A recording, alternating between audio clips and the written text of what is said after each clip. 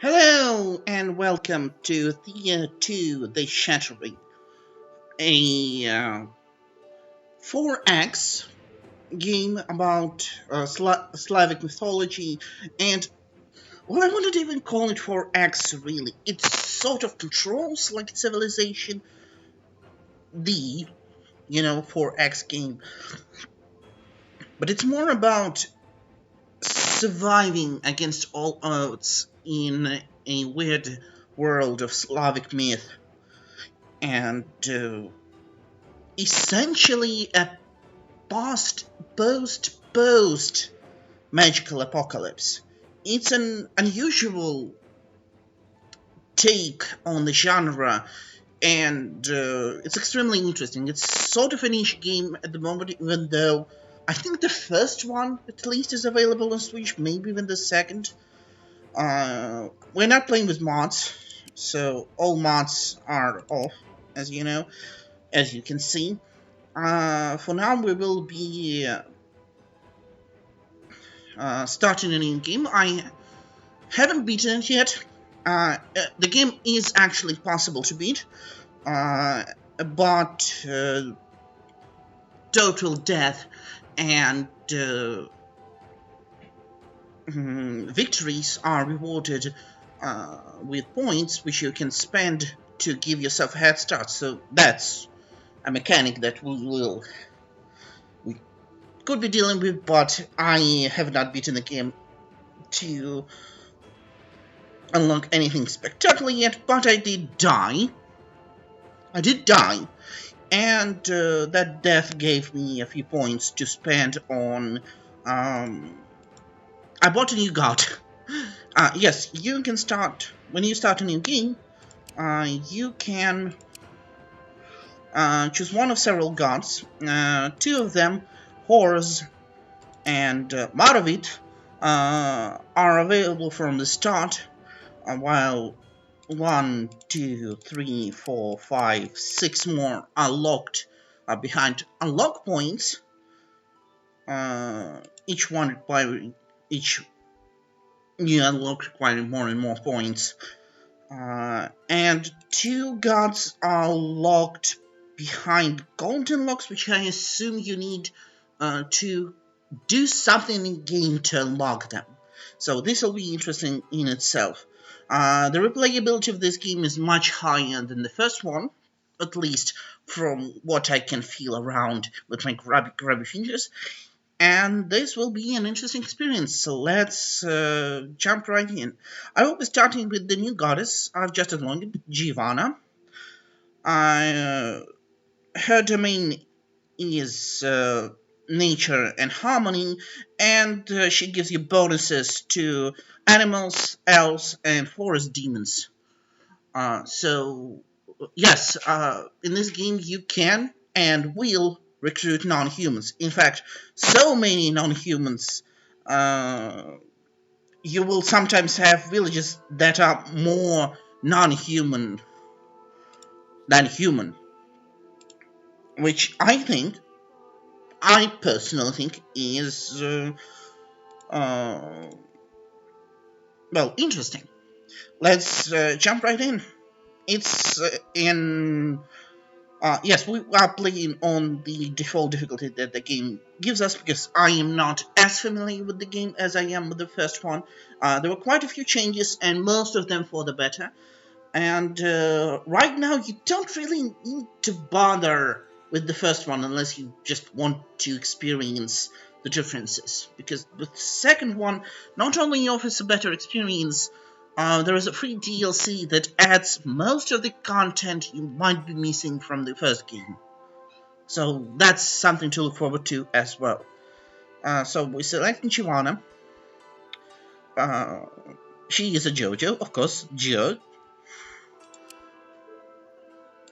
Hello.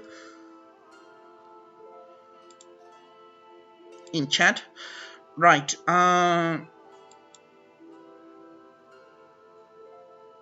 Yes, the auto select feature can be hit or miss. I think yes, we need a hunter, we need a gatherer.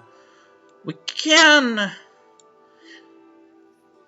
swap out a scoundrel for a couple of children, because children have a high chance of becoming scoundrels by themselves, and that's cross hidden. Right. I want to start with a four-legged friend because I want to. Oh, I can't do that actually. I need to. Oh, that's how you want it to be. Well, okay, let's risk it because hunters are relatively easy to acquire. We absolutely need a warrior in the beginning of the game. We need gatherers. We need children. Maybe we will swap out the gatherer for a craftsman, and we will take Granny's pantry. I think I am happy with the setup.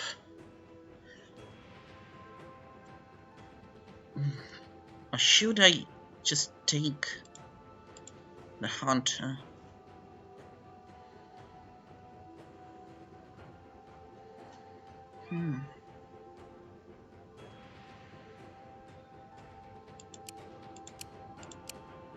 Yeah, you know what? I'll just take the hunter anyway. Right, but we will swap out the gatherer for a craftsman. Right, we have a hunter, we have a gatherer, a warrior, a craftsman, we have children, and we have Granny's pantry, which grants us a free starting equipment, which is extremely important in the early game because you will see. It's a complicated game, and there will be a lot of explaining, so get ready for that. And with that, we will need to pick up one of the characters. I usually start out by making my warrior a chosen one, but maybe this time I will make a child a chosen one. Add a little bit of randomness and rely on. No, but they'll turn into a scoundrel just now. Okay, we'll make a warrior. We'll call her Nastya. Nothing fancy, just a regular Slavic name. And with that, I this avatar is good enough. Yes, you have to pick up from your starting party one character as the chosen of your god. Uh, that's pretty self-explanatory. World shape. You either have a Pangea or continent. Pangea is more dangerous, if a bit easier to traverse because monsters from more advanced biomes can wander into your starting area, and then you are royally screwed if they decide to attack your village or your party. So we will start with these default options and dive right in. Loading screen doesn't tell us anything more than the God select screen, so I will not be reading that. I will not focus on story too much, but I will have to do some reading out loud because. And immediately we are greeted with one of the main features of the game. That is random text events. Events. We meet with Theodore, sort of a mascot of the game. He will be your main contact with your chosen gods, and will give you a few starting quests, and I believe he's involved in the quest line all the way up to uh, the end game. I will be skipping over his story at least because for now it's not that important, and some of you may want to experience the story in more details by themselves, and I've read it all already, and it's just redundant for me.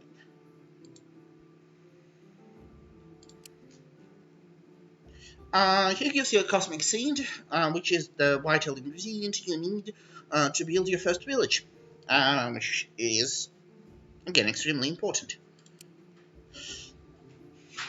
And soon enough, he will give you your first task, uh, which is to make some food. So, let's get our bearings and familiarize ourselves with the layout of the game. First, the very first thing you want to do is make sure that toggle resources flag is on, because this game relies heavily on harvesting raw materials from the wild, and if you can't see them, that's a big problem for you. So, yeah, do that. Uh, Next thing you need to do is just a few things. Quest markers, day and season tracker, day-night cycle, uh, research, um, Theopedia, diplomacy, uh, information about your god, uh, quest book, determination victory. No idea what it is actually.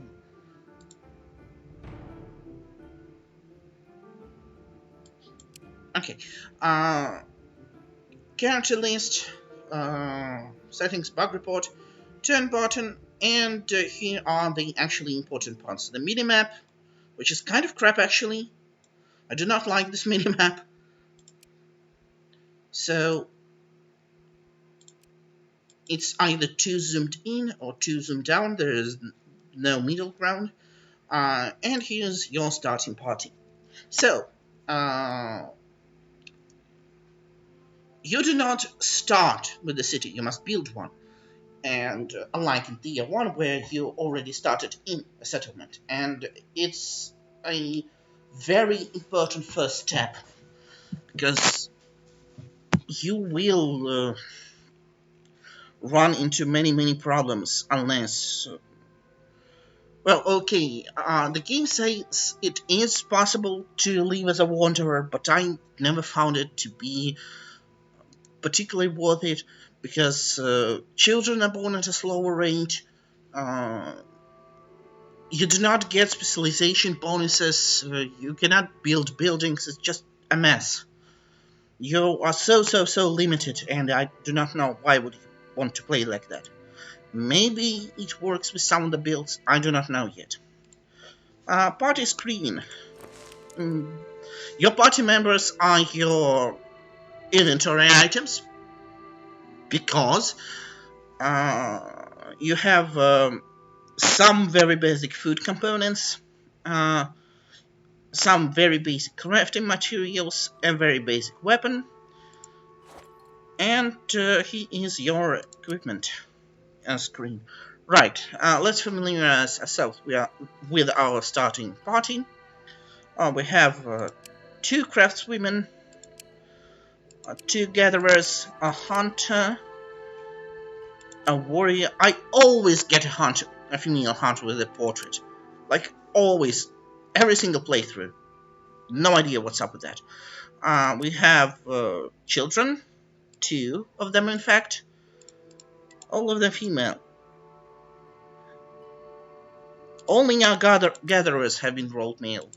And that's not a big deal, because this game gives this game not only does recognize same-sex marriage, it gives same-sex pairs children. So we're off to a good start.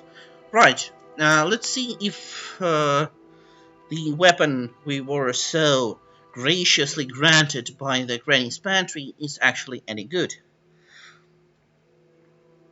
And it's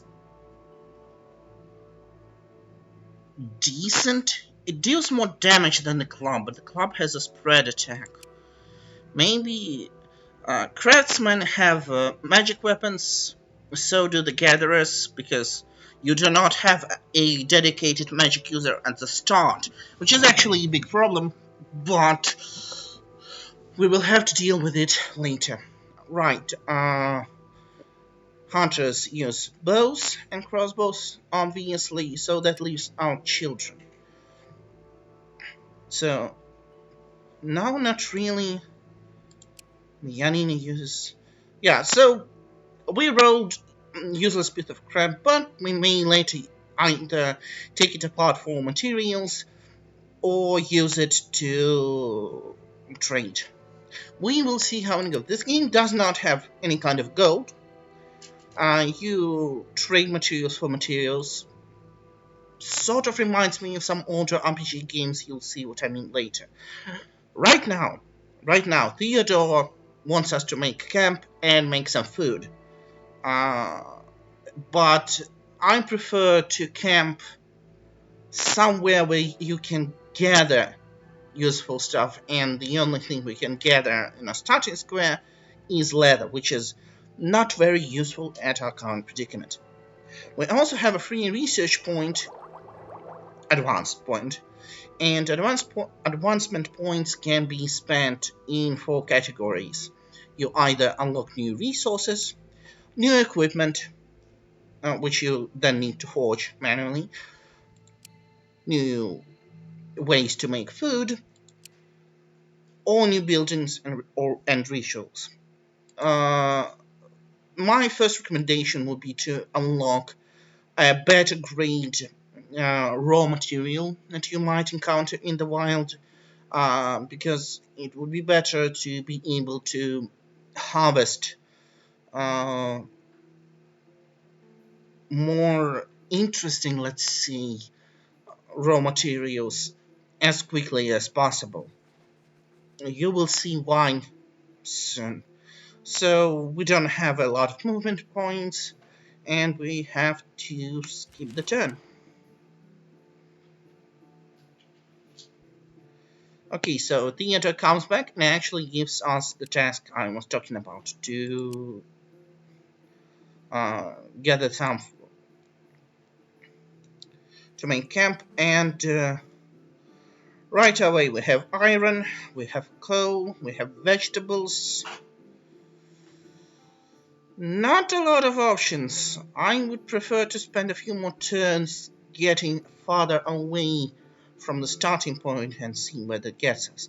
We could also explore the ruins, but I would prefer, because we have very little food, I would prefer to spend a few turns gathering.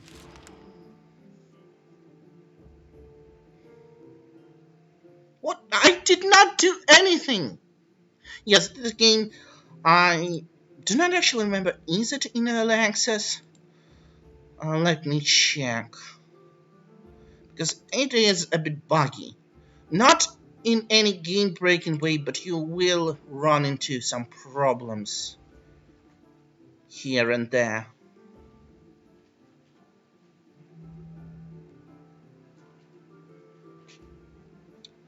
Uh, let's see. Okay, so he gives you a second quest, which is to go check out the abandoned house here. But again, I want to gather some resources and be on a little more stable footing. Oh, we're also spawning right next to a village of Slavians, which is nice.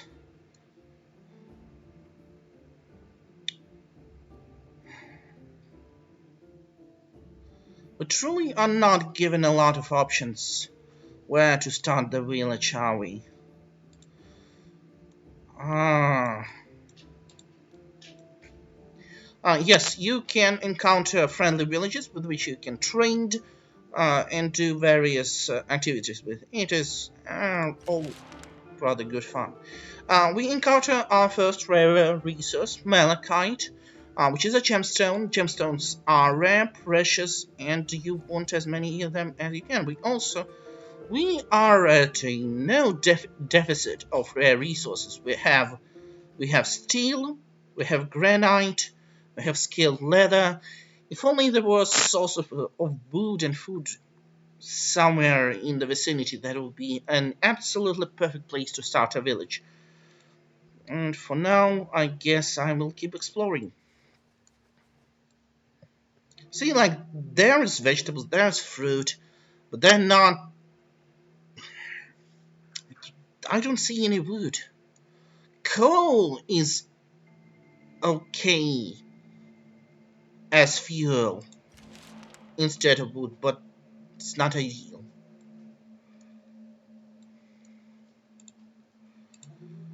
Right, let's gamble and go this direction. Again, so many good resources, but no bloody wood. No wood, no food, just resources. What a joy. Okay, so we come across our first random encounter because they can happen at any time while you're adventuring. You discover the ruins of an ancient human cemetery, one where burial was clearly the custom. There are gravestones with faded markings and even some large stone crypts. We'll search the place, and we are ambushed by a lone befuddler, who seems very out of place here, yet angry and clearly determined to take it out on you. And here we come at our very first important decision, because as you can see, we can either red card attack him or yellow card try to reason with him. Combat and in fact most of the important interactions in the game are handled via a card game. But there are several different types of card but variations of the same game that depend on how you approach the situation. So if I choose to attack him, I will be vulnerable in a sense that I may suffer injuries, which is not ideal for me. However, reasoning with him is a little bit harder and may not be uh, as advantageous for me. But I think I will try to reason him because I do not want to get into a fight right now. We're given this screen, so Lightsig Befuddler is our enemy. This is our group, and yes, children can take part in the combat. Um, while you do not have a witch or other dedicated uh, classes with high intelligence, your crafters and gatherers will handle most of the talking in the beginning, which is quite interesting. You also have the option of forfeiting, which will not automatically TPK your party. In fact, we will run into an encounter rather early in the game. A very, very evil encounter that I do not like. That forces you to lose it no matter what. And forfeiting instead of trying to win it is the best option because it saves you your mental resources. We will talk about managing those resources later. You can also try to auto-resolve every single encounter, and there is no penalty for doing so. In fact, if you do not like the results of auto-resolve, you can also try to win the combat yourself. Just to demonstrate, here we have a victory with injuries. We can accept the outcome or resolve it manually. I will resolve it manually just to show you how this system works. Begin. So we're given a 3x2 grid, very obviously melee and ranged. The grid actually can be quite a bit larger than this, and it depends on. I don't even know what actually. It seems to be kind of random at times. Uh, that will be your main fighting area. As you can see, the game gives you uh, participating cards that seem to have the most options in this fight. As you can see, our warrior has only three can only deal 3 damage in a talking event, while uh, our gatherers can deal not only deal 4 damage, but what's uh, like our gatherers can also deal poison damage, 3 poison damage, not just regular damage, and they can deal it from the distance. While our our craftsmen can deal normal melee damage, but quite a lot of it at this level. And what is going on?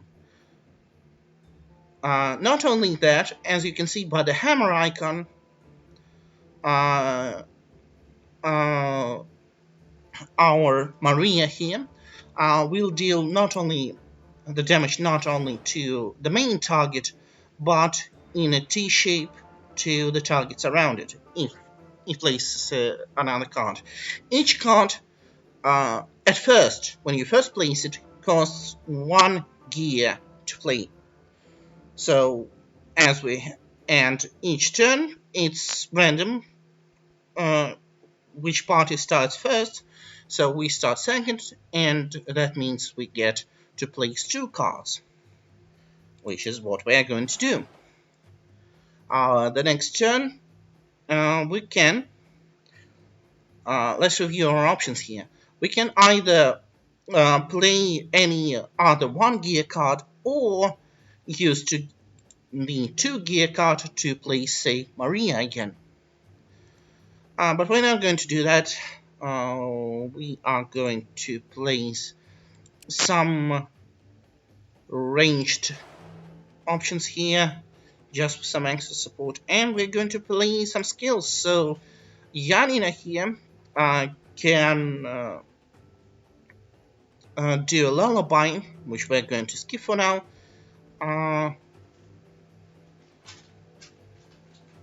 So Dobromila can. Oh, Dobromila actually has a decent ranged attack, which is what we're going to use. Right now, our most logical option would be to. Actually, it would be to place Maria again. And then we will do a little thing where we'll take Janina and have her use a skill, a mass lullaby, on just one target. Then why is it called mass lullaby? Well, no matter. Oh, that's why. I'm an idiot. Yes, I mean, spread in a T shape. No matter, the mass lullaby slowed down our enemy, which will give us a little bit of an advantage. And now that we've run out of gears, or how are they called in the game?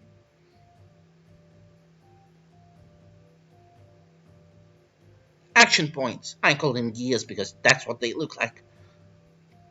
We can click on end turn, and the battle will proceed in 2 turns automatically, with some exceptions, mainly range skills. As you can see, since we've been attacking the same enemy, he was dispatched off very, very quickly. Adelayada and Maria suffered some sanity damage, but it is very quickly recoverable if you don't do anything stupid.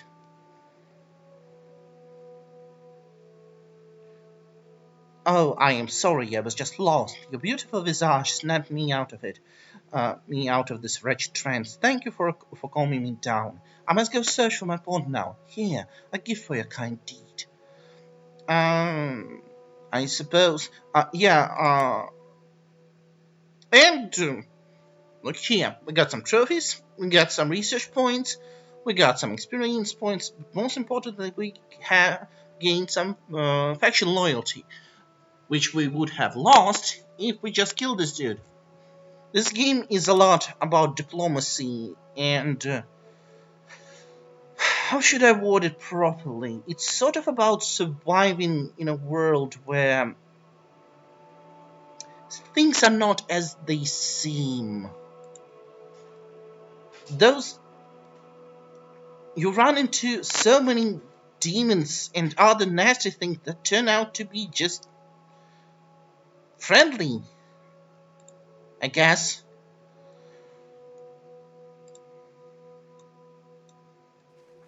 You just need the right way to approach them. So, we have 2 advanced points, and I am still not sure what to spend them on. So for now, we don't even have a lot of time to explore. I guess we will take. Oh no, we have wood, so we can set up camp and gather a little bit of meat and vegetables. And oh, yeah, and we just need to gather them before we can cook anything. Actually, that might be a good point to spend an advancement point. Uh,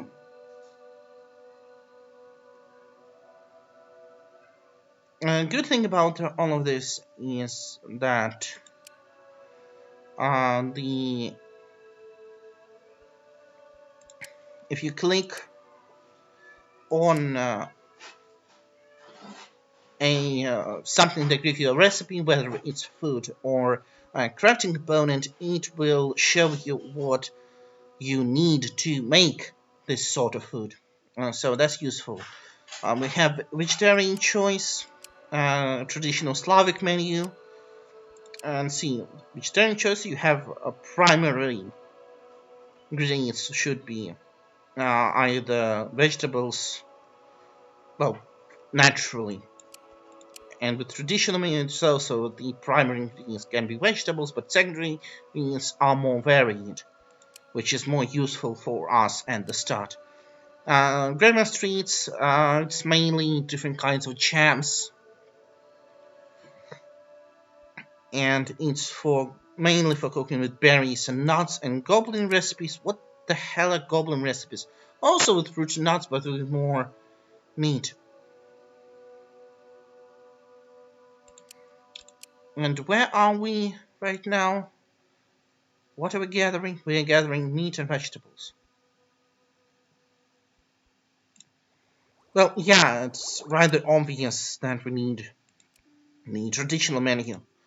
Your party morale depends on your diet being varied, so that's an surprisingly important early game concept.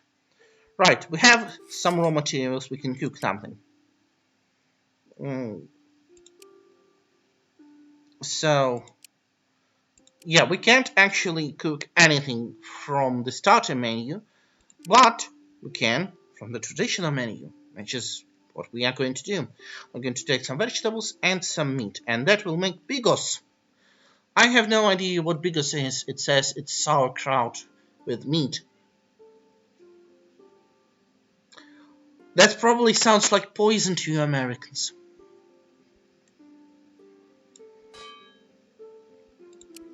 So one of our craftsmen is busy gathering, and that is no place for a craftsman to be. Craftsmen are, aside from making tools and weapons and buildings, they are also rather proficient at cooking. So that's a thing to keep in mind. Uh, right, we're making bigos, and we'll give her a kid to help. And we also can mix up the ingredients. See? It's smart. We can take mushrooms and meat to make mushroom goulash. See? And now our menu is going to be a little bit more varied, and we will receive a little bit more bonuses from that, though we can only make goulash for one turn, and then it's biggest town all around. Right, so, meat. We ran out of mushrooms, we didn't run out of meat, so we are going to do this. And while the kids have, I do not think we actually have any raw resources. Yeah, we don't have resources to craft anything at all.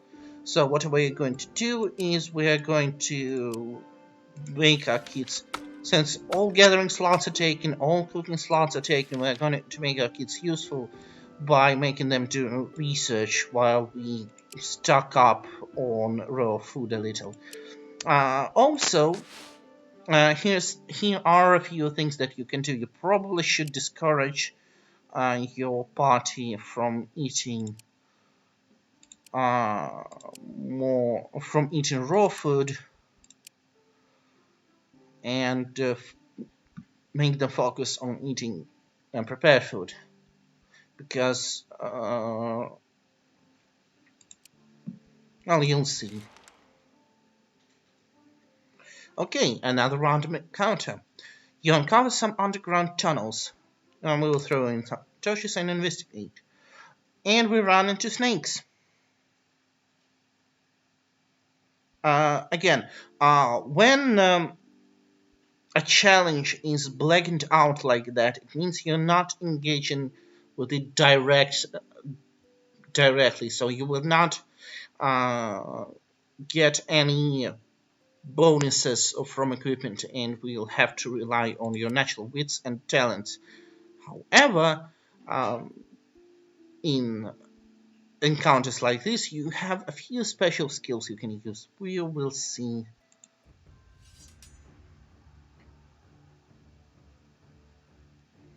Right, let's see where we are. Our huntress surprisingly has the most potent attack at the start. Uh, Samoslav. Is that real name? Our gatherers can throw poison daggers, which are not all that useful. We will have to rely on what little.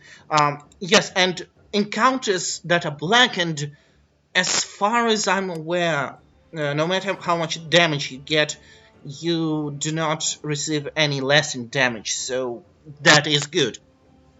That makes things a little bit easier. So we are running out of 1 gear characters. It's important to stay mindful of attacks that can target multiple targets. So let's see.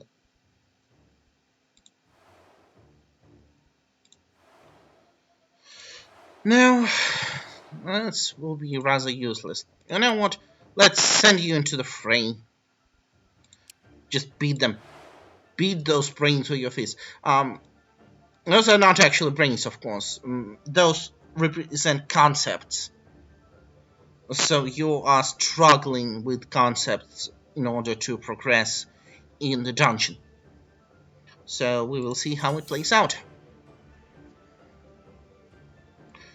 Alright, he can deal 3 damage. I think he needs to concentrate on the enemy with the lowest health. Same for the... Okay, and since she deals 8 damage, it's... when she's focused like that, when your character is focused like that, in order to target a different enemy, you need to first unclick, then click. Just be mindful of that. Since she can kill this enemy with 1 shot, and other characters can't, it's best to get them out. And as you can see, look, another important thing to remember.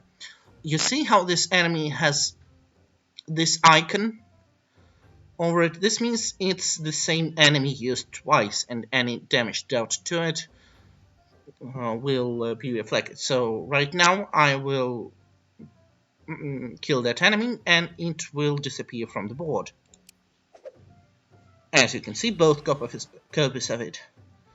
Right, again, the 3 damage, we finish out the looking glass. Looking glass? Magnifying glass. There. Now we just need to, as you can see, the battle consists of 2 rounds, and if it so happens that neither you nor no enemy are dead at the end, you get to redo your cards again. In my experience, battle usually don't last more than 2 cycles, but some maybe they do. We will see. Right, we get some meat and we get some rare materials. Rare materials are our lifeblood. We will need them. We will need them a lot. With the right herbs and plants and a bit of ingenuity, you smoke the snakes out of the tunnel. You are even able to hunt some, and they try slithering away in a panic. Eric Bok, Adelia, the Dobromila receive some blessings. So these are mental blessings, which increase their sanity. Wisdom and intelligence, Dobromila gets some physical blessings, which increase her movement points, and max health. They last for 3 turns. And we also get some mushrooms, so we can make more of that, and eat rush level armor. So as you can see, those are pretty useless. You can pretty much just recycle them for raw materials as soon as possible, which is what we are going to do. We are also going to take those kids. Now, you know what, kids, stay there. We're going to do it like this. And we are also going to our inventory, our equipment screen. We will recycle iron heavy armor for raw materials, which gives some iron and some amber. Come on! I don't get to spend a single night without an event. I just want to build a village.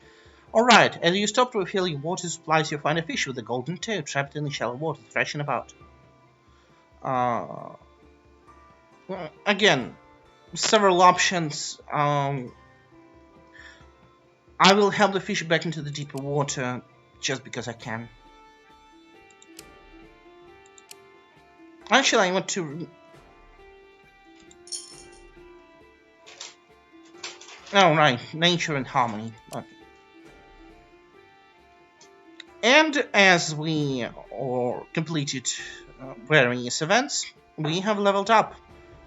This is what it looks like when your characters level up, so you need to click on their portrait to bring up the community level up menu. The level up menu is improved a lot from the first game. You now have 3 options for every character, and one of the options gives a +2 bonus instead of +1. This is what I tend to go with.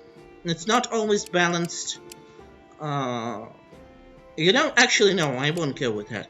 See, for example, Eric Book does not need strength that much, but he needs wisdom because it affects crafting and gathering, and he's a gathering. Nastya does need intelligence, so we will go with that, and wits are always useful in combat because you will encounter a lot of finicky, fast enemies.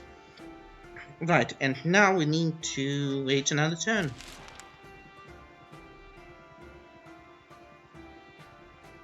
Right, it's a long and complicated. It's one of the first stories you will have to do. Basically, I'll explain it in a few words. This demon has been forced to participate in a dice game that involves pranking humans, and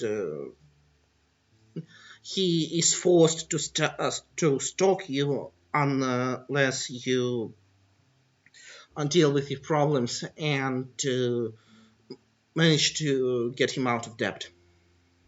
Essentially.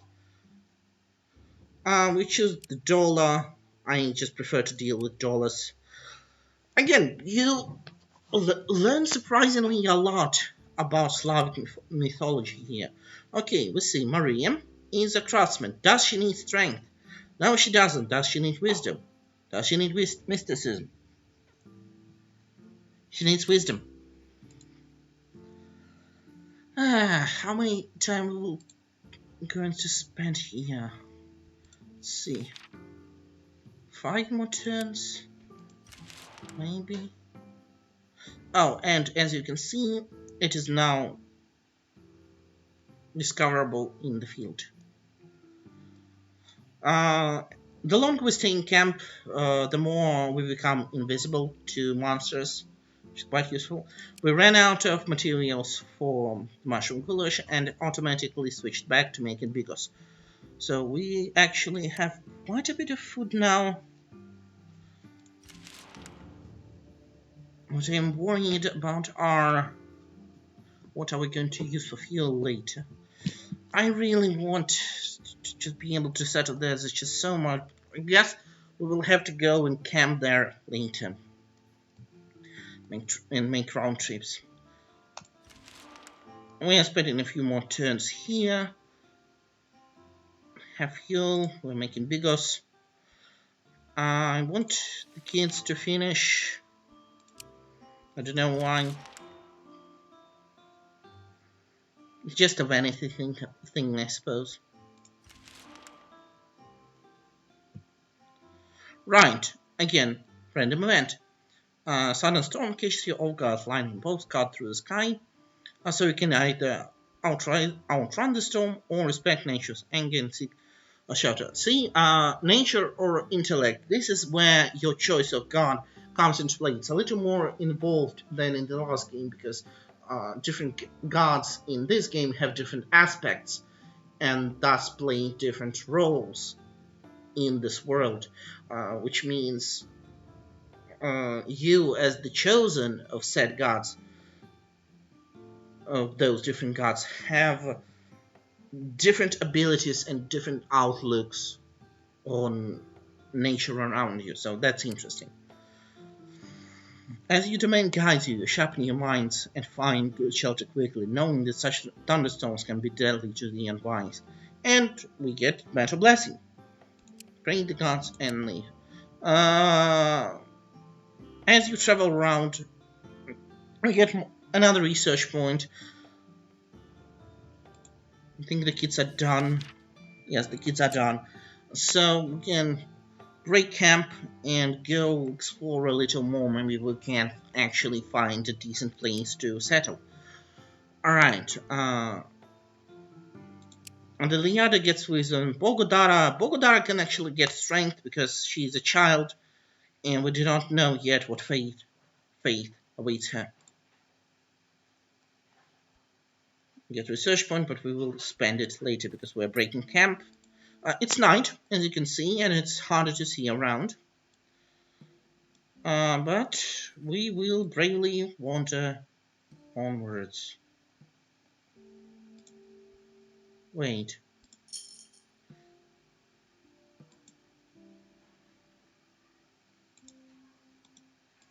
Can we even cut trees with a nature? No, that would be stupid.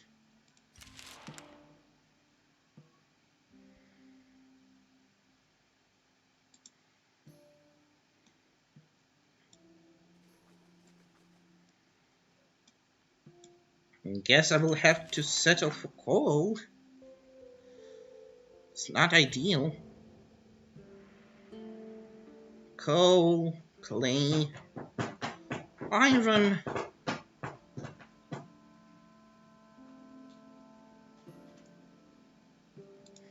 Yeah, I guess we will have to settle for what we have. I will make one last experimental trip somewhere here. Oh, there's wood.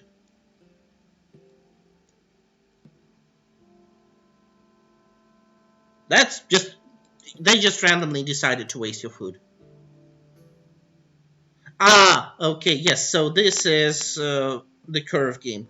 Archibog is poisoned, which will last 4 turns.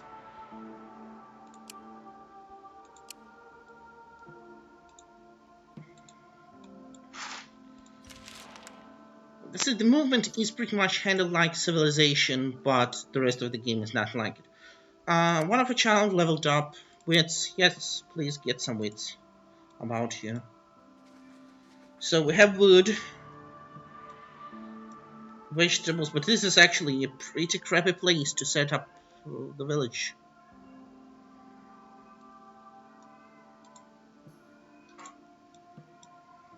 Random events can add better stuff to the location, but that's the point, they're random. I actually... Oh, low face. Which one? Why? What's happening? What's damaging her faith? Maybe set up...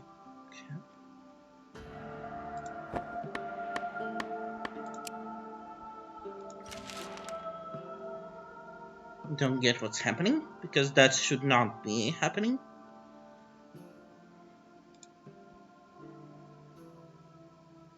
And her faith keeps dropping. Everyone's faith keeps dropping. Why? What did I do?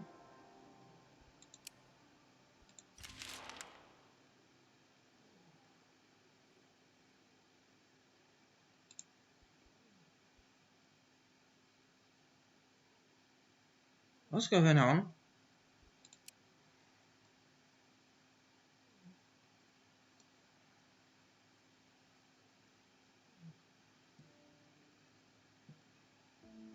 Oh, okay, that is bad. Guess I need to do ritual. I'm actually best loading an autosave because I have no idea what's going on. Things happen sometimes, and you're not always in control. It's a wild and dangerous world, and you are but a small part of it.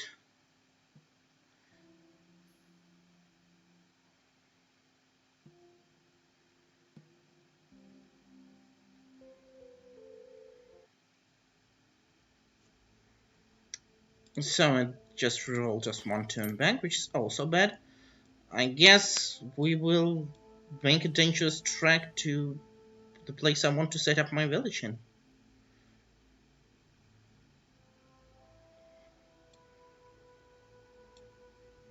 Right. This is really, really bad. Because if your faith drops to 0 and it doesn't recover in time, your character just dies.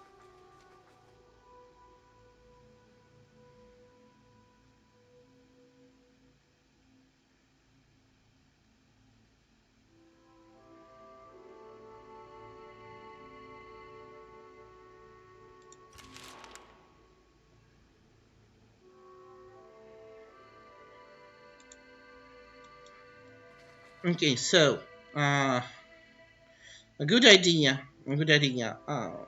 Good place for a village would be somewhere around here. But we need to gather some resources to build it first. And to do that, we will need to unlock Malachite. Because that's one of the resources you can use to set up a village. Right now, let's check what you actually need to set up a village, because we may actually have those resources already. No, we don't.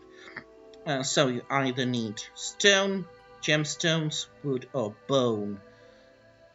And I would prefer to make it gemstones because they are rarer. The rarer the resources you use, the better the outcomes. So just keep that in mind. Now we need to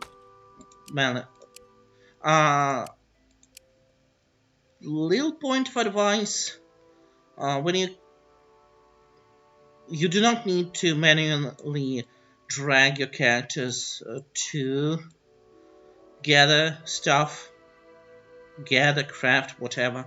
You just need to make a little click and it will automatically assign the character with most potential to do the task. Sometimes you need to drag them manually, like in this instance, because, but again, we will be making some bigos in the meantime. Not a lot, but... And kids need to do something so they can do that, I guess. And I really hope the weather changes soon, because my characters are kind of dying. And I don't think I do actually... Do I actually? No, I don't have enough to do ritual either. This is actually a dire situation and we may be forced to start again from scratch. That will be interesting. Let's check if maybe my characters have curses. No, just low morale. Nothing life-changing. This is so weird. Okay. I never encountered this situation before, so.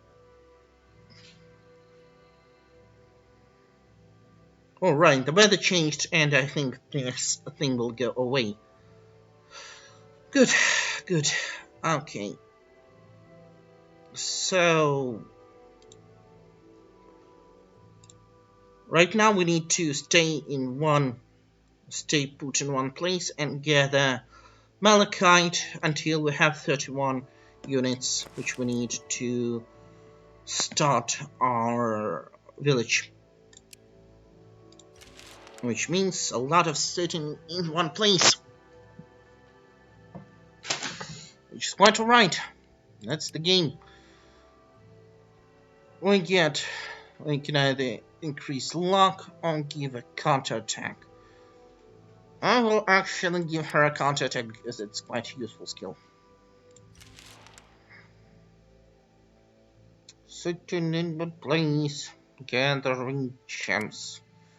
We already have 20 malachite, so it's 1 or 2 cycles more. Why am I going to place the village here? Because the reach of your gathering is actually 2 hexagons when you use better materials. So I will be able to get the malachite, I will be able to get the vegetables, fruit, coal, iron, and even clay. And if I want to gather other resources, I can just send parties to gather them around. Yeah, so we ran out of biggest. Meh. That's life for you. We can look into making some vegetarian. We can spend investment points on vegetarian stuff. Right, Dobromil can get a ghostly ox. This is actually, I would recommend using this. This is a useful magic attack. You do not get a lot of magic attacks early on, and you might want to pick one up. Poison throwing dragon deck is kind of useless, so we'll give him more luck. And Samoslav is the gatherer, so we will give him a gatherer skills. Samoslav. Weird name. So, because we are running out, let's see. Fruit, we actually do have fruit. Fruit and veg. Veg and veg. Let's do jams. And now we have access to more recipes. We can safely delete Bigos.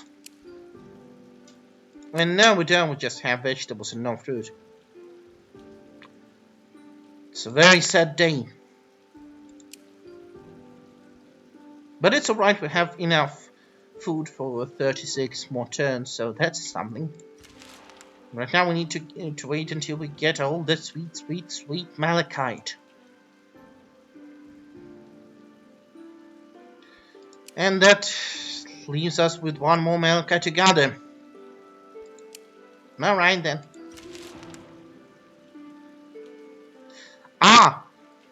As you can see, as I warned you, our Nastya and Maria got themselves a son. Because why not? How cute. Actually, I think parents do influence the skills your offspring has. So that's something to look forward to. Oh, we got some research actually from those kids. Those kids that have nothing to do, so we can swap them like that for now.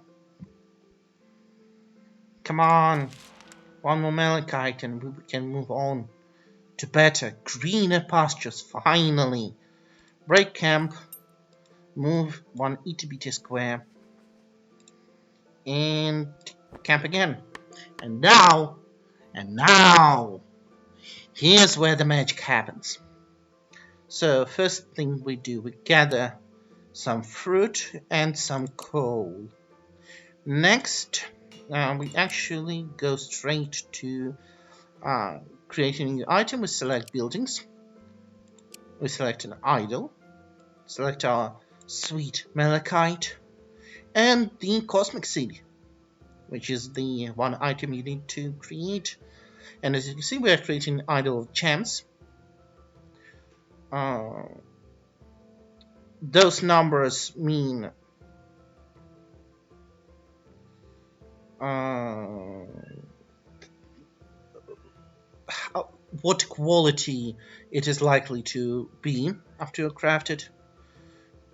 And as you can see, we are increasing the village gathering range.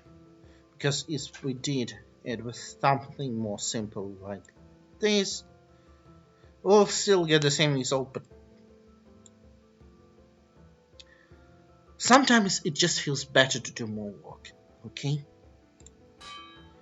And now we assign our two beautiful ladies to work on it, and the kids can help, the adults can now help with some food gathering, coal gathering. Right, with that out of the way, we once again wait. This is a 4X game after all. You wait a lot. But once we have our village set up and some basic routine going on, things will be a lot faster. You will see.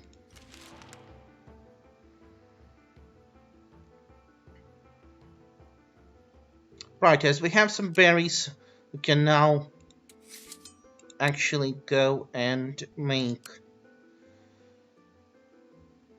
See, already we can make leche.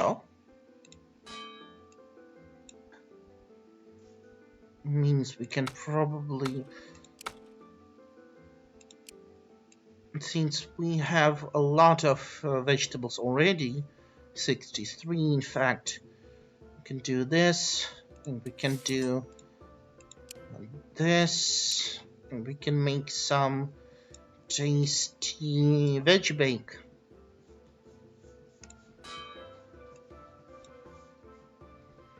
That's better.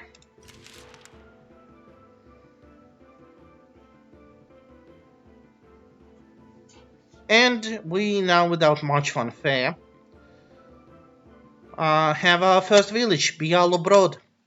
We will be able to make more villages in the future, but it is a rather time-consuming affair because you will need to grow your numbers. You're just a few people for now, which is just no good. Right, let's see what we can gather. If I am right, yes, we can gather malachite, coal, and iron. This is an absolutely fantastic start. And as you can see, we already have our very own guardian demon who will help with gathering.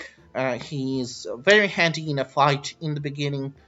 It's just an all around good idea to have him around. Uh,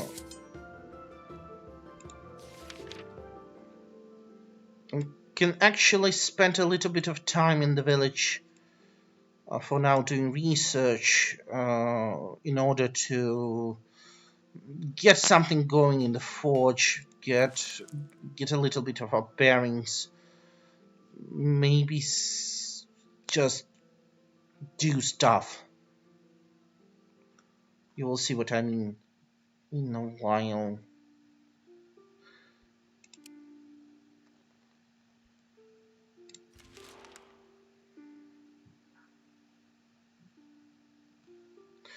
Right, so House Demon comes to us,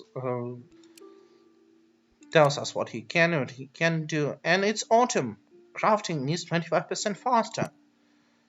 Lots of complex mechanics in this game, and you want to play it well. You will need to get used to all of them.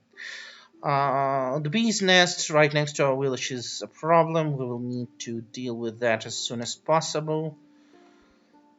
I'll spend a few more turns. Oh, as you can see, they go to attack us right away. We'll get to play with our very own little demon. Let us see. I actually suggest using your demon first.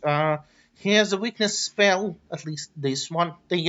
Even your house demons, even your house demons all have different names, different skills. It's actually quite interesting. But they all have the skill energy scattering. What's good about this skill is that you can place him in a second row, which frees up your first row quite a bit. Right, we need to. I can see Ghostly Axe, very early magic attack, very useful. And who else can we place in the back row? We can place this dude with his magical stick. Aha! There! Now we can do some damage with our warrior because she will be able to attack, as you can see, in a T formation. Which will be useful later, and we can actually send this girl with the same mallet to do the same in case these enemies, yes, they are stupid enough to fall for it. How many can do? We actually have very little place on the battlefield left, so we should probably have her attack and have her. Oh, she can only attack. Okay. And now the battle will be over relatively quickly. Right.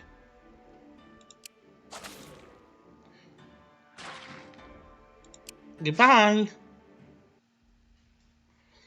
We suffered some damage. We got some beetle jelly. That sounded disgusting. And we are done with that battle. I will spend one more turn in the city, then I will ransack the bee's nest, and we will set out to do some quests. Right, now we gather our away party. And of course, our characters capable of fighting go first. Then we need to take one gatherer with us, preferably someone gathering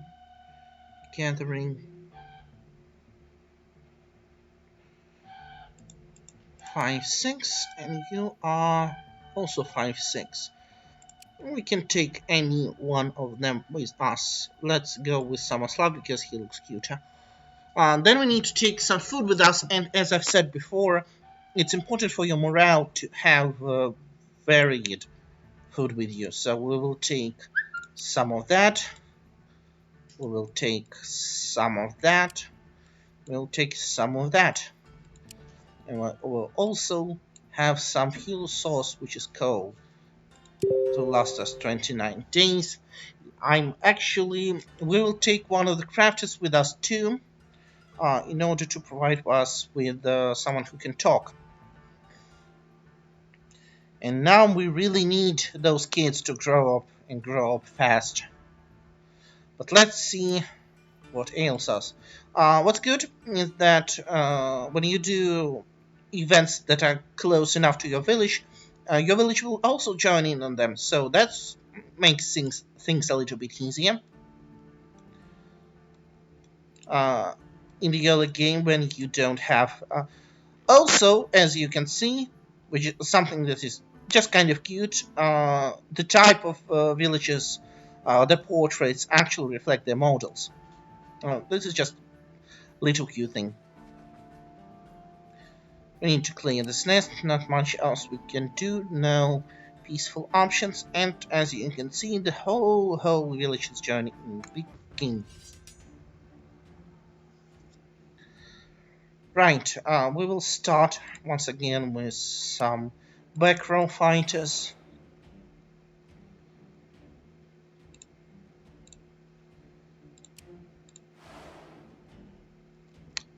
Kiblong, Adeliada, uh, and Bosudar. Okay, see? They're doing it stupid. They're being dumb. We can do this, and we can do this. Bogodara is surprisingly useful in the early fights because she has that insane club. And we will have... let's have Maria do a little extra damage. And that's it. Oh, actually, we can have Adeliado use a skill and give some shielding to Bogodara. So that's useful. And now, on to the slaughter. Yeah.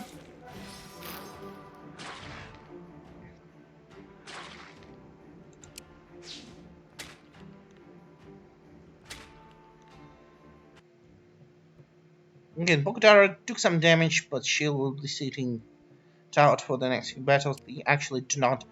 Oh! Something quite nice. We got some research material, which means we can get some very good research boost. What's that? Steel. We have steel here. We have so much rare resources. This is actually quite nice. But we need to do those early quests too. Right, let's check up if anyone... Yes, someone is doing a bit of research, so let's do it like this. What while cooking? Oh, you are quite good at it. I need to free up, I think, her... Oh, that's going to take forever. Oh, that's still going to... That's the reality. You always have to sacrifice something. You will always be kind of hurting for resources. Not much you can do about it. Manpower is one of the most scarce things in this game.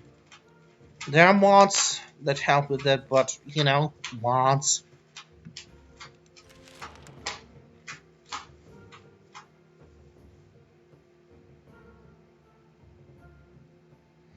We get an advancement point, and I actually think the first thing we need to do is be able to build a house,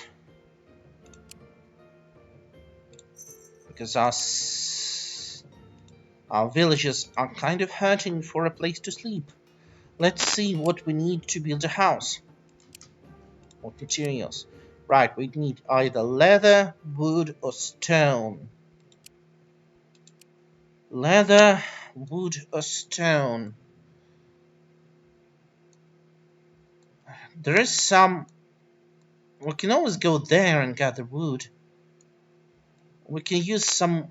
We can spend another advancement point to get clay, which will help us get actually better quality dwelling. So that's a worthy investment. Will be a worthy investment. We may get actually an extra advancement point just for finishing this very easy quest. So we found an old abandoned house, blah blah blah, which try to leave.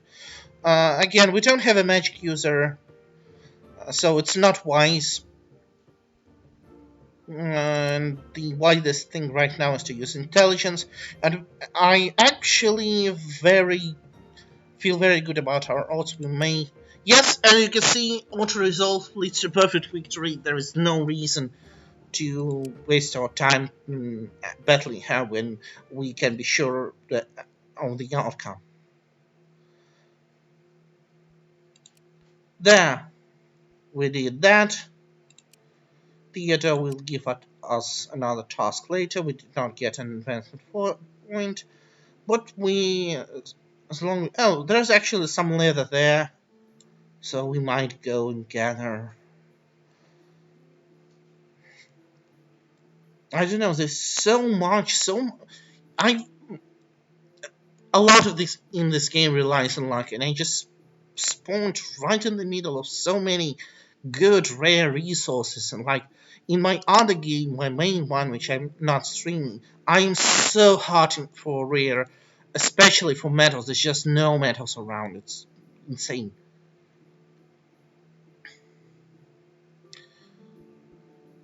Okay, so that's a 3 challenge rating. I am not liking the results. I'd rather leave. Right, give me a second. I need to do something.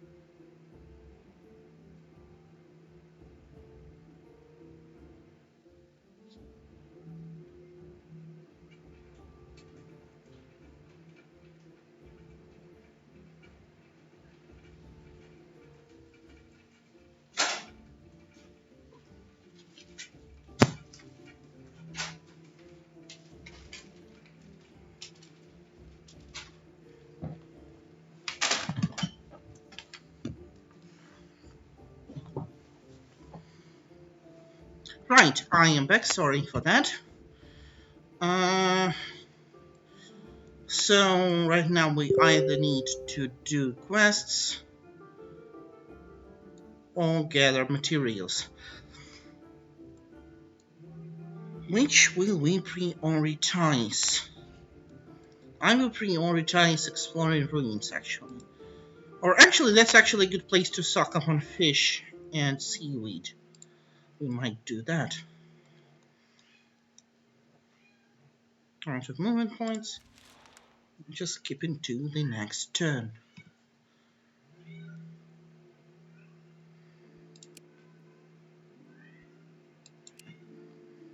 Right, is that...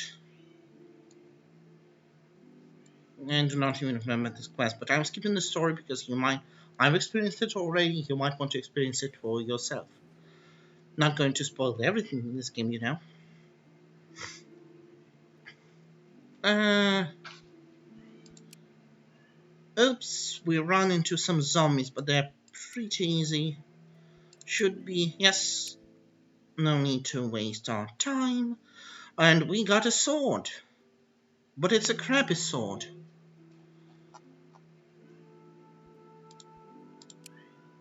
But we got a shield, and it's a decent shield. So that's a bonus, and we got some clay. Actually, the clay we need to start our house, but that will have to come later. So we will...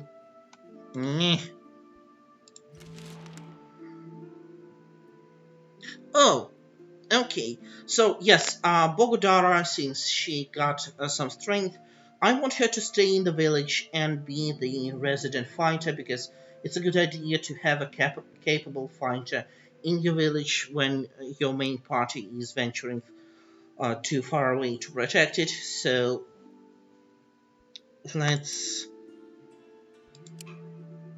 Yes, when you make your kid into anything but a crafter or uh, a crafter or a gatherer, they have a chance of turning into a scoundrel or a scavenger, which are probably the weakest classes in the game. They have a few interesting skills, but mostly they're kind of useless.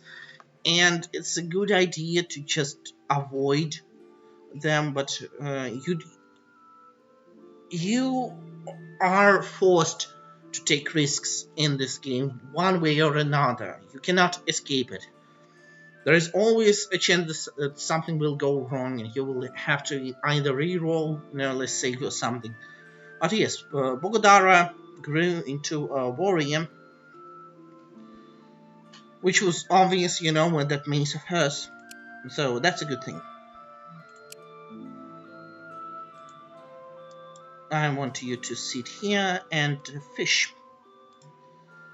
And we will then bring back that fish to the village to make something tasty. Right, fish, seaweed. Fish, seaweed, I don't even want you to cook. It's not very practical.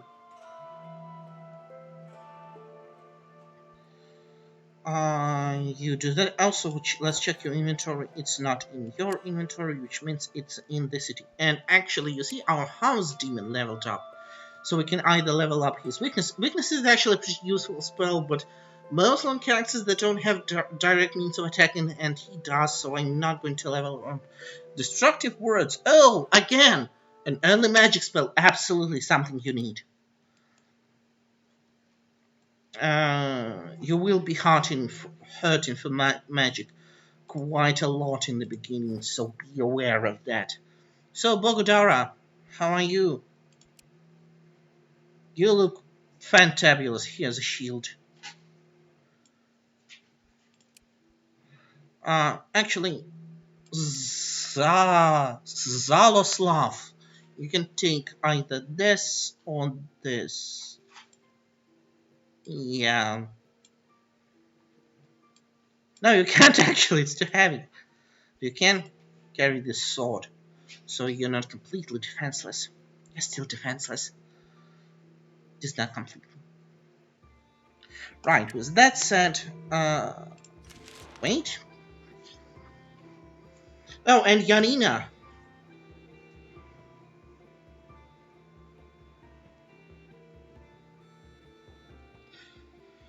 So, now this, you can actually make her into a bandit because she has high wits. That is not something that was ever offered to me before, but that might be interesting. Or we can make her into a healer. Actually, yes, I think a healer is a good idea, something to have in your party. Maybe. As we say in Russia, those who don't take risks don't drink champagne.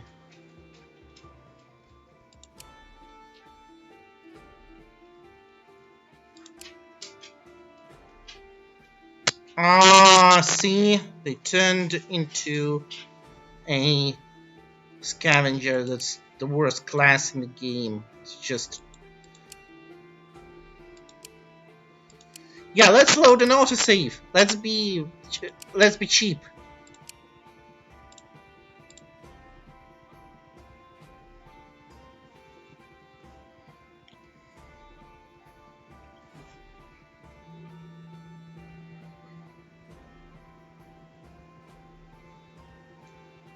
I do not endorse cheating, but saves coming, maybe.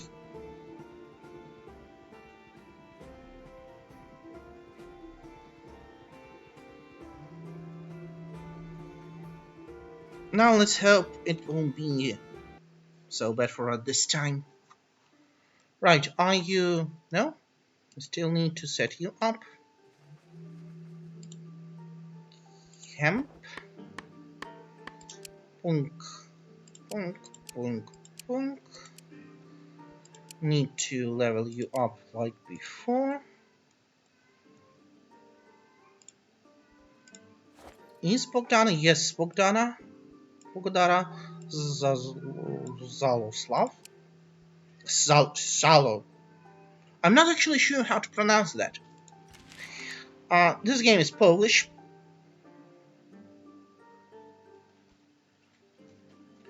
As you can see, they do not even offer us banditry anymore. But we can take chance. A child has always been different. Allow fate to guide their path completely. We can see what comes of that. Nobody will stop us. Meh. Again.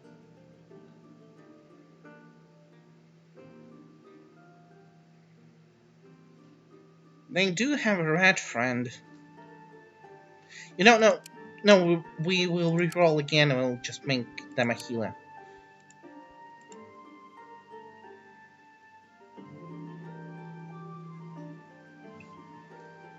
Do not feel like dealing with a scoundrel or scavenger. They...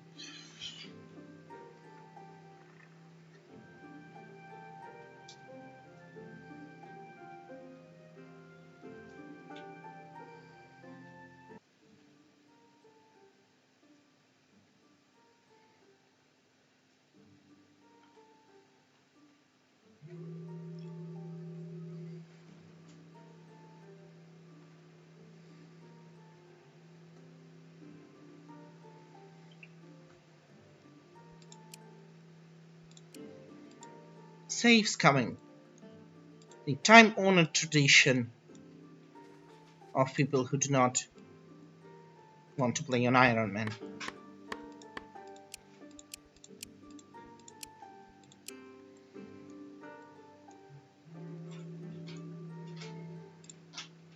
Actually, we will be even worse, and we will scum right here. Also, I need to check. Alright, we ran out of fruit. Is nobody gathering fruit? Go gather fruit.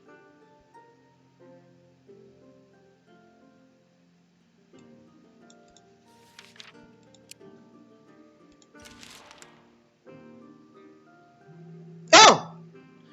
Again with those two! Again!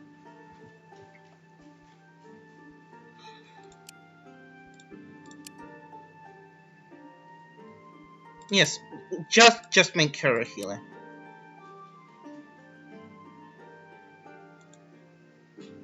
Baba Yanina. Wonderful. She will go into the main party as soon as she can because I figure the healers are better suited for the front lines. Oh, we are so hurting for resources.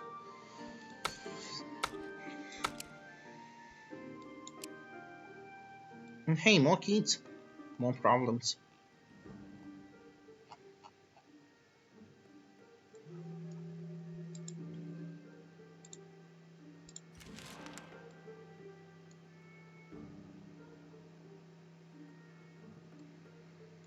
And I want you to bring home at least 100 fish, seaweed.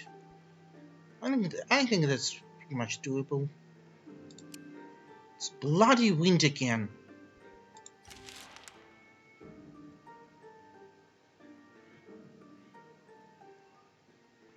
Finally, now we're cooking with gasoline. Now we can get clay.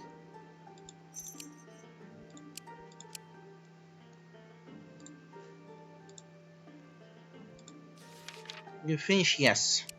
So we are going to gather clay. You can gather iron. No, you can actually go help with cooking.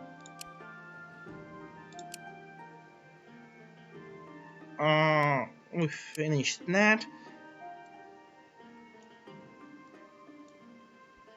Again, we are waiting.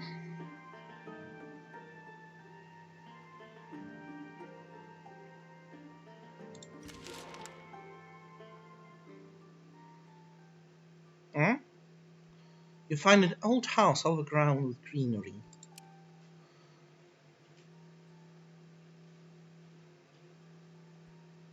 Yeah. We just found a random house and give some resources. If only all events were as simple as that. Let's see. Spices help us.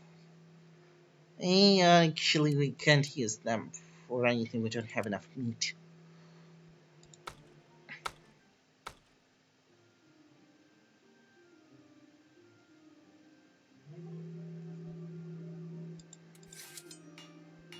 Oh, no. To craft. And we will see.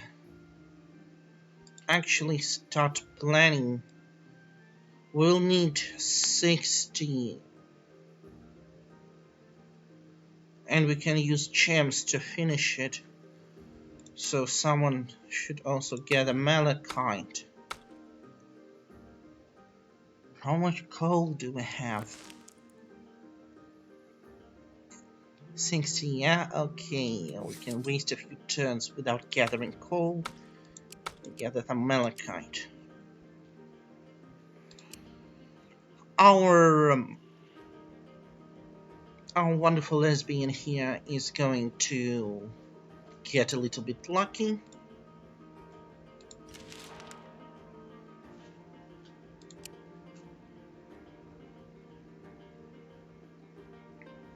Again, we are attacked by a couple of boars. And see, again, victory with injuries. I feel like we can do better, so we're going to resolve it manually. Begin.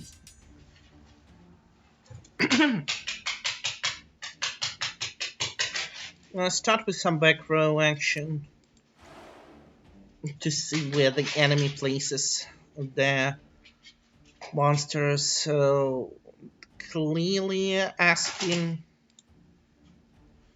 for some of this action.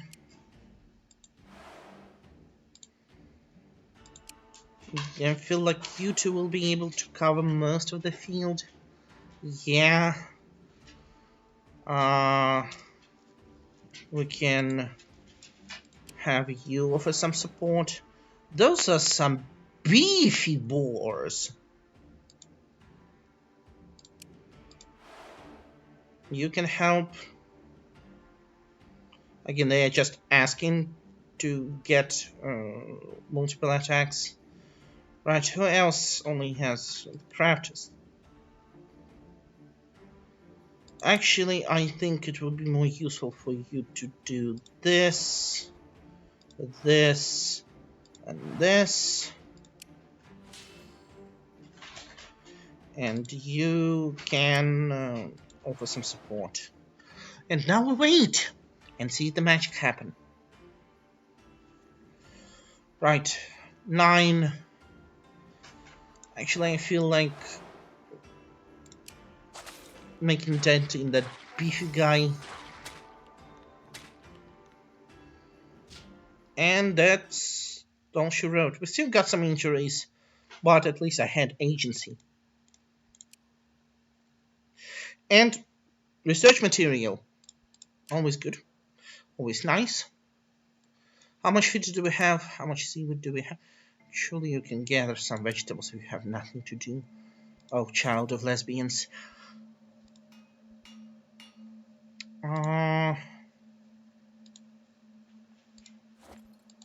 What was I even thinking about? Right, I want to have at least 100 fish and preferably 100 seaweed. If we can do that, that would be really nice.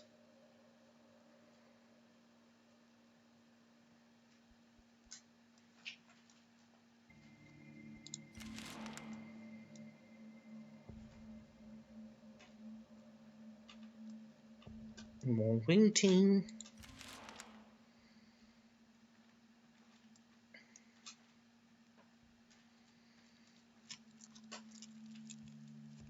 Alright, so I actually did not experience this story myself because every god has a at least partially unique story.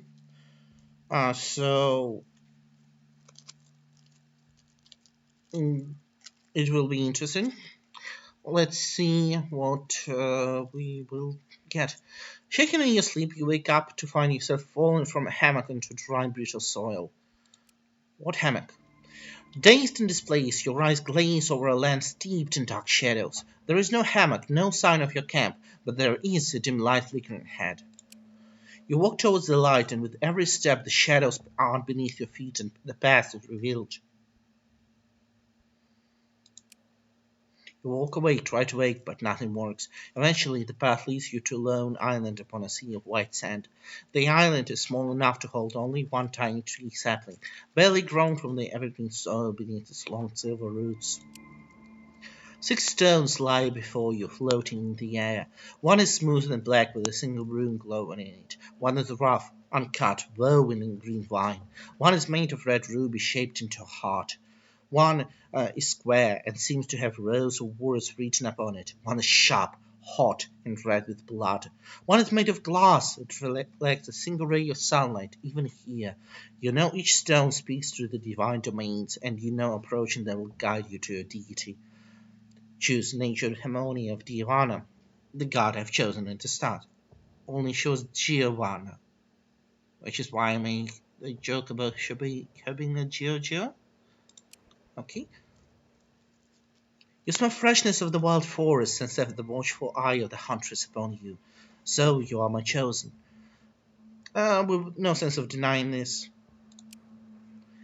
Yes, good. You heard the call of the wild and answered even before knowing it was my voice calling. Now you must be my arrow among the lands of the living. The mark of the wild is not for everyone. You must stand in defense of nature and all its diversity, be it the beauty of the green world or the terror of her wrath.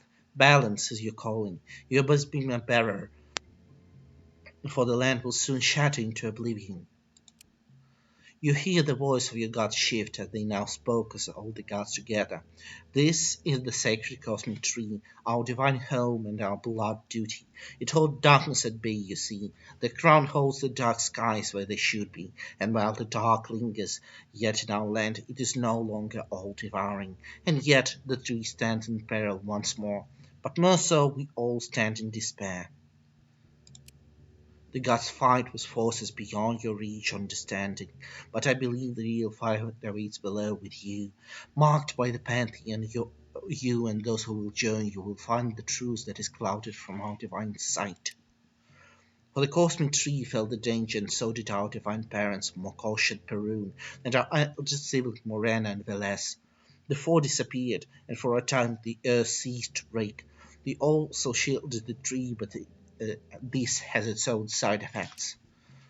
The tree is protected, but this protection takes strength from us directly, so we cannot give our full strength to our children. Once again, it is up to mortals and their allies to restore Thea. Marked by the Pantheon, you and those who will join you will find the truth that is clouded from our divine sight.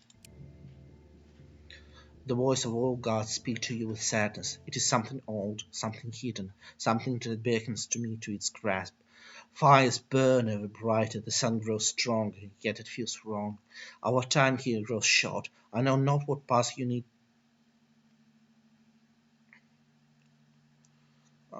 to take, but I will guide your steps as you will guide my sides. Go, live, grow, but do not forget your purpose. Okay, so we did that. We leveled up. We got some advancement point, and maybe it could be a good idea to get us some equipment, maybe even some armor, because we are actually in a good place when it comes to raw materials for that. Level up, and Iliada, of course, she needs to craft better because she is a crafter. As you gain levels, as you gain more villages, as you gain more specialization, you just sort of start to naturally do things faster than in the early game. You will see what I mean in time. Uh, but what do I need? I need to check up on just 28 clay. Still a lot to gather. Need to see your equipment, Yanina. Okay, you have nothing interesting whatsoever about you. Good. So crafting. We now can make leather robes from malachite. That is something we can do. That is something we can do. But what if... Aha, we'll need to gather more malachite for that. Fair enough.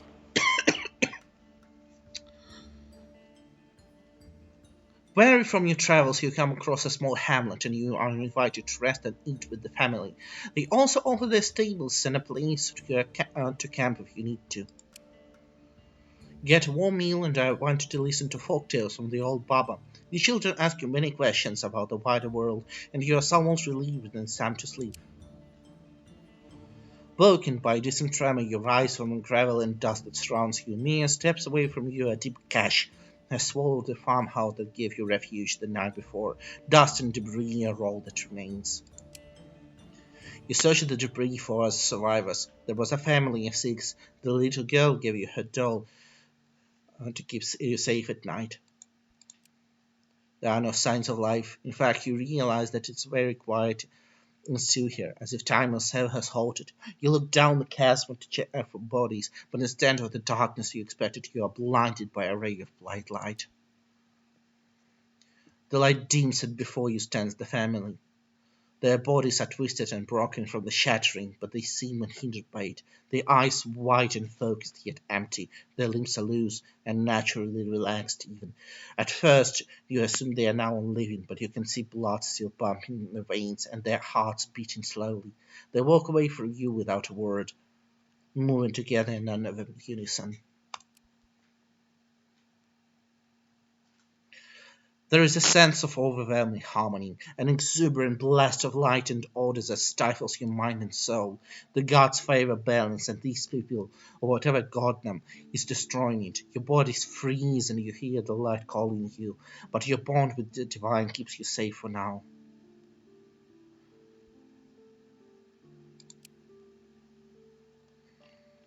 You try to talk, but they do not engage. Do they even hear you? You are unsure. Instead, they try to embrace you, and their light attempts to engulf you. You feel encouraged by your steadfast resolve for peace, but clearly they do not share your belief. Your divine bond protects you, and eventually the enemy moves away, blindly following some unheard call. I do not know how to tell you guys that this game is kind of a horror. Oh my god, 2 wins in one night! How are we so lucky? You come to a place torn up by tremors, surrounded by deep chasms in the ground, lies a small patch of swamp. Within it sits what looks like a very large toad, perched on a water lily leaf. It croaks a sad melody. The creature turns to you and speaks, his voice surprisingly clear and melodic. Oh, oh, you see me! Oh no! But then, maybe you could. Akmuch I am. I have no name, I think. Not that I can recall. Although now that you mention it, it seems like I should. Have you seen my swamp? I lost it. The earth shook, the holes came, and the swamp was gone. Then everyone left, only me alone here. And I cannot stomp on dry land, you see. But I know someone who can help. Will you carry me to her? Great, didn't far. Only there. And because you were so kind, here.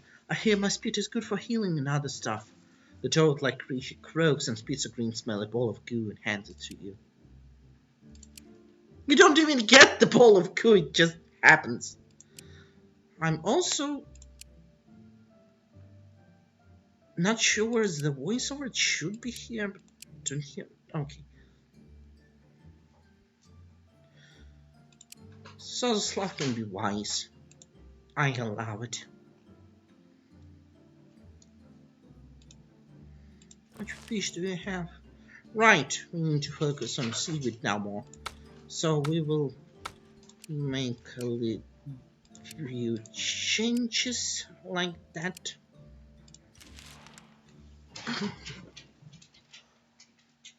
Another night falls over Thea, and restless souls of the damned seek out the living in envy and anger. You can almost feel the approaching wave of this infernal race seeking to burden your souls. But this night a welcomed guest is seen in the shadows, a Lapiduk, the spirit catcher.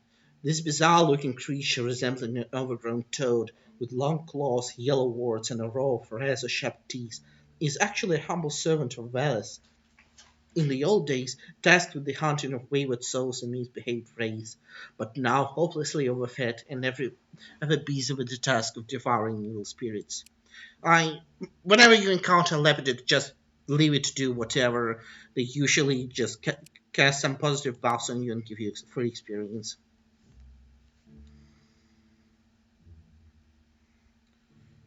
Just a few more turns until we can get positive results. Alright, let's check up. Do we have 60? No, we do not have 60 clay yet. This is taking an absolute eternity. But not much we can do about it for now.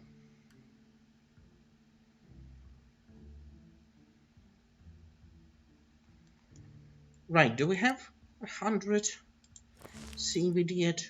We have 100 seaweed. We can safely leave. Break camp. Walk home. What about...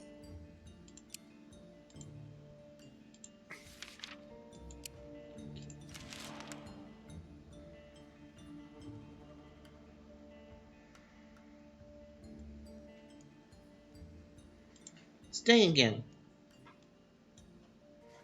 Things will go a little bit smoother. We need to... I prefer to join groups whenever... I prefer to join groups whenever I go back to the village. It seems to make things a little bit smoother.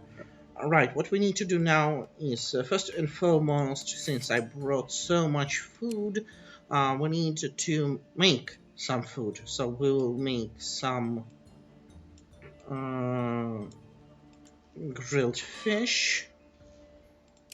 Of course, will be made by her. Lunch and veg bake again. I prefer to make as much unique food as possible. We can make sushi. Not kidding.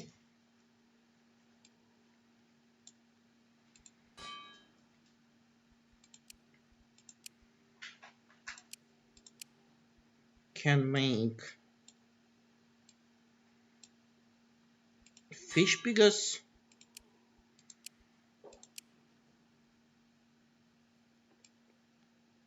Some, it's probably going to be veggie bake again, yes. But again, varied foods. Good for the soul. Also sushi, so not that interesting. Seaweed salad, eh.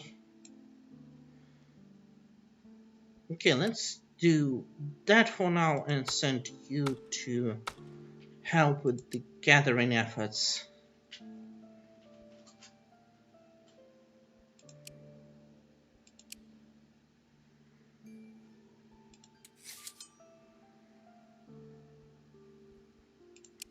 We'll do it like that.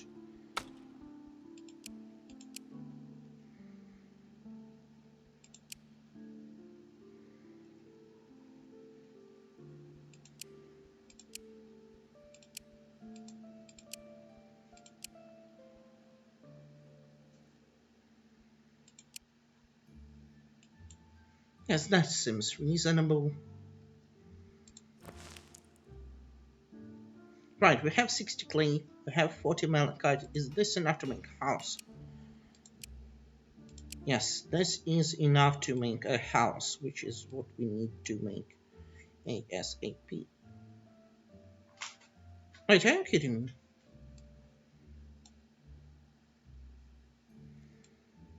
Fine, whatever.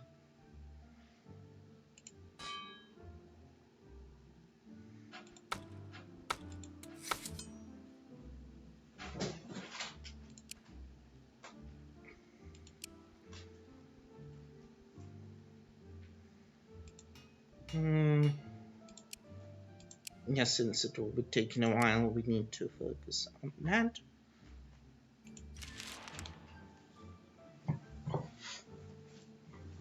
As the sun rises high, you feel its gentle warmth. Only your skin rejoices at the growing strength of the light over darkness. But as you do so, you begin to feel uneasy. The warmth becomes ever more constant, unrelenting. The air stale and oppressive.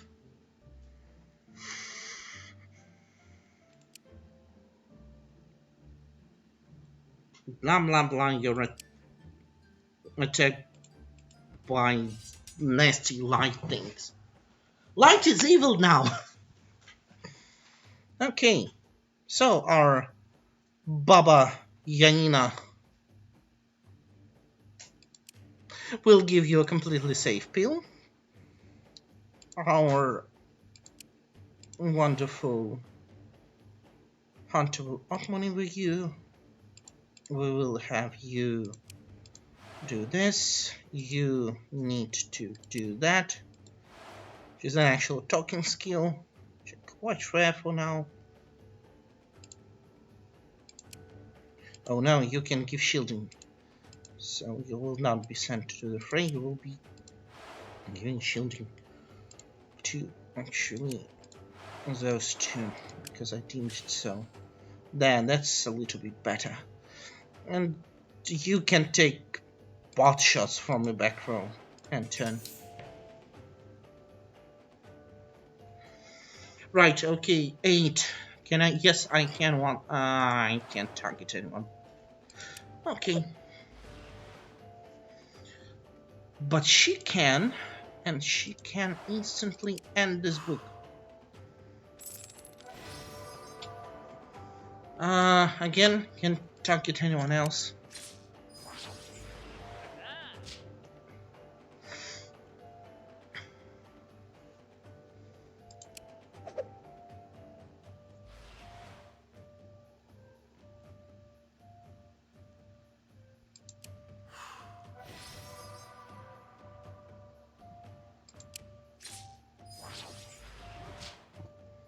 And as you can see, this is what happens when we do not resolve the fight in one go.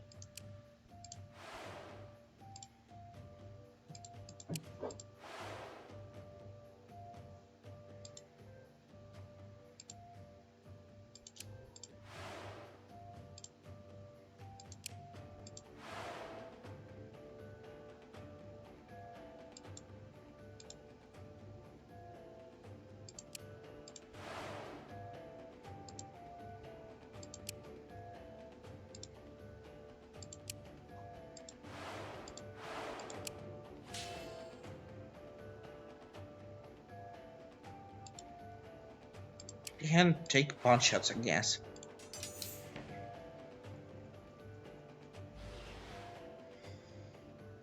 Mm.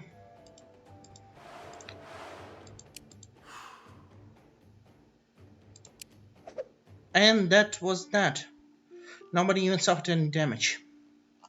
And we get some diamonds, which are very rare, very precious. Somebody leveled up, yes.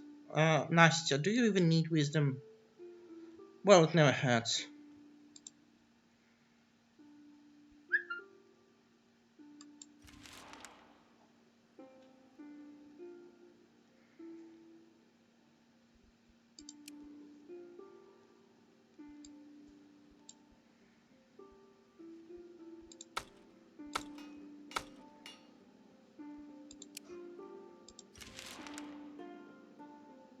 Oh, god damn it.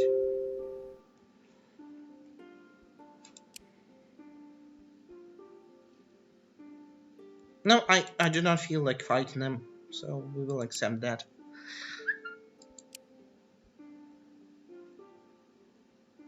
Alright, you know what? To be fair, I think that is it for today's session. I have other things to do today, unfortunately, but it was fun, even if nobody commented in the chat. Almost nobody. But we will do this again.